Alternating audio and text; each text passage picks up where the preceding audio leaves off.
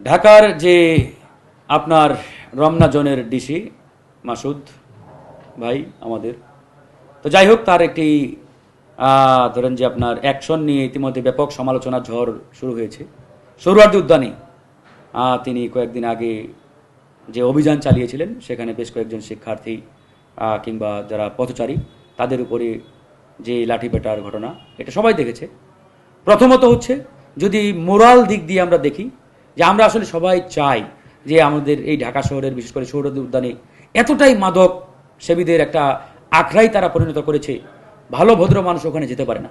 ভালো মানুষ চাই যে সোহরাওয়ার্দী উদ্যানে গিয়ে একটু নিঃশ্বাস নেবে, একটু হাঁটবে, অনেক সময় হাঁটা যায় না।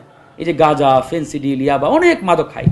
আমি ঢাকা ইউনিভার্সিটিতে পড়াশোনাকালে আমিও মাঝে মাঝে ওই টিউশনি যখন করাতাম, ওই উদ্যানের ভিতর দিয়ে যাইতাম, মানে হাঁটা যাইতো না। জটলা পেকে তারা ইয়াবা সেবন করতো, আপনার গাঁজা সেবন করতো প্রকাশ্যে। এই বিষয়গুলো কিন্তু বন্ধ হয় নাই। তো এই সরকার দায়িত্ব নেওয়ার পরে সম্ভবত শিক্ষামন্ত্রী মিলন ভাই ঘোষণা দিলেন যে রাতে বিনা কারণে কেউ ঘুরতে পারবে না। এটা কিন্তু একদিক দিয়ে সঠিক, যে আপনি কারণ ছাড়াই কেন ঘুরবেন, কারণ ছাড়াই রাতে কেন ধরেন যে জটলা পাখি আড্ডা দিবেন, প্রয়োজন তো নাই। যদি কোনো প্রয়োজন থাকে, কাছে থাকে, আপনি যেতে পারেন।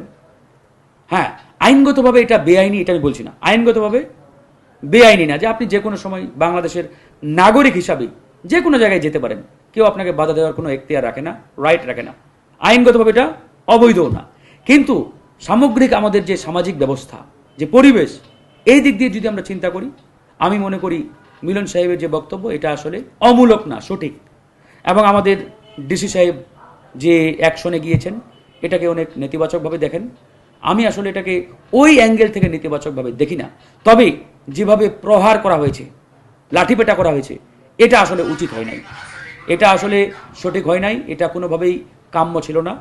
এবং সেখানে আসলে ভিন্নভাবেও এটা ডিল করতে পারতেন।